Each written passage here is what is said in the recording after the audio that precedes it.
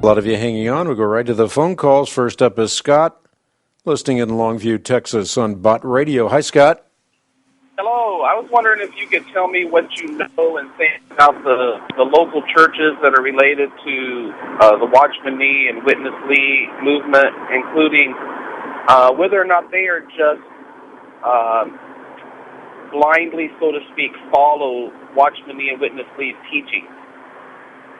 Well, they do follow Watchman Nee and Witness Lee's teachings, but their teachings turn out to be thoroughly orthodox. Certainly, I have distinctions or disagreements with the local churches on secondary issues, but when it comes to the essentials of the historic Christian faith, we stand shoulder to shoulder. In fact, after a 6-year primary research project, which was conducted all over the world, I've discovered that these are often the most exemplary Christians that I have encountered in my own Christian walk.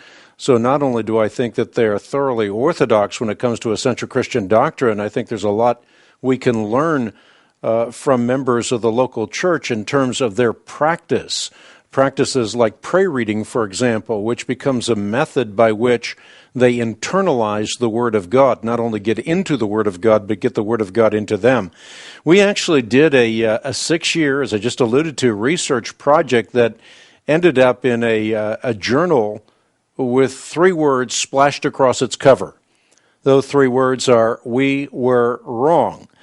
In the early 90s and even before, we as an organization contributed to a fountainhead of misinformation on this group that continues to percolate to this day, and that's why we thought it very important for us to unequivocally not only conduct a research project that's primary research again, but also to make this well known so that people would recognize that this is a group of exemplary Christians who are seeking to experience God both in truth and in life, very much like the Apostle Paul taught Timothy, watch your life and doctrine closely, persevere in them, for if you do, you will save both yourself and your hearers. In fact, a member within this community of faith named Elijah has done a lot to sharpen my own thinking when it comes to life and doctrine.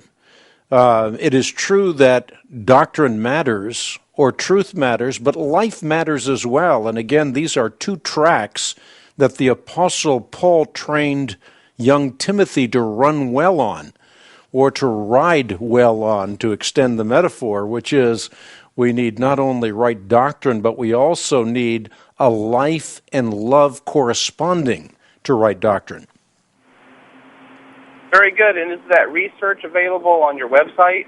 Yeah, you can get it on the World Wide Web at equip.org, and there are 2 articles. One is a complete journal that is devoted to this subject based on our primary research. Another is an article that I did in a subsequent journal, and it's based on an acronym, DISCERN. And I think this is an important article as well. The reason being is that we live in an age of information overload. And therefore, it's important to learn discernment skills so that we can discern between wheat and chaff, heat and light, know that which is true and that which is false, because unfortunately today, internet lies travel halfway around the world before truth has had the chance to put its boots on.